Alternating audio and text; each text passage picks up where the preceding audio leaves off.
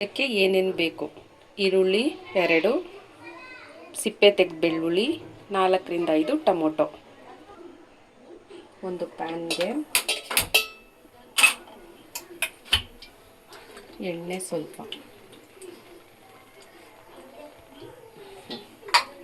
ಎಣ್ಣೆಲೆ fry ಆಗಬೇಕು.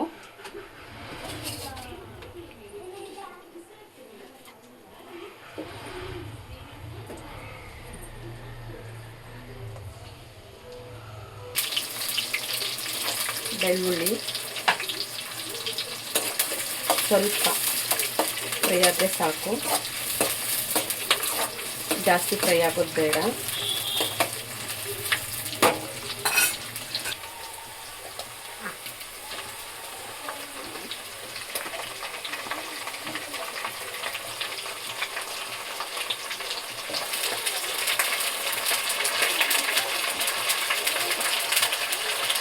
ಇದು ಎಣ್ಣೆಲೇ fry ಆಗಬೇಕು. ಈರುಳ್ಳಿ, ಬೆಳ್ಳುಳ್ಳಿ, ಬದನೆಕಾಯಿ, ಟೊಮೊಟೊ ಈ ಥರ 4 ಪೀಸು, ಈ ಥರ 4 ಮಾಡಿದ್ದೀನಿ.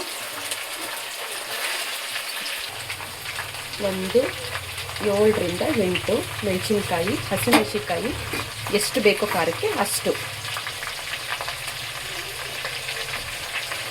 ಇವಾಗ ಲಿಡ್ನ ಕ್ಲೋಸ್ ಮಾಡ್ತೀನಿ. ಇದು ಹಬೆಲೆ ಬೇಯಬೇಕು, ಎಣ್ಣೆಲೆ ಸ್ವಲ್ಪ ಫ್ರೈ ಆಗಬೇಕು.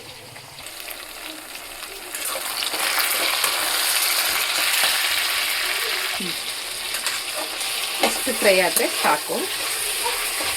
ಇಷ್ಟಾದರೆ 8ರಿಂದ 10 ನಿಮಿಷ ಫ್ರೈ ಆದರೆ ಸಾಕಿದು. ಇವಾಗ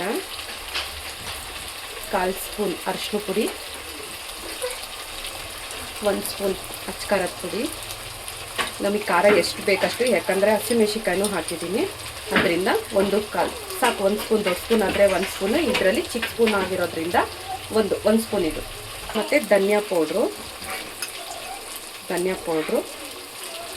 1 ಸ್ಪೂನು, ರುಚಿಗೆ ತಕ್ಕಷ್ಟು ಉಪ್ಪು.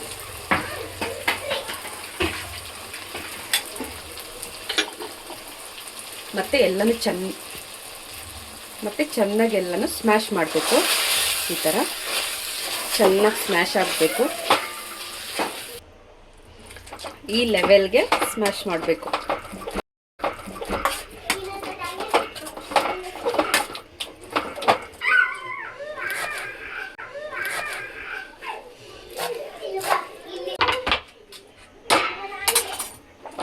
ಅದನ್ನು ಸೇರಿಸಿ ಸ್ವಲ್ಪ ಸ್ಮ್ಯಾಶ್ ಮಾಡೋದು.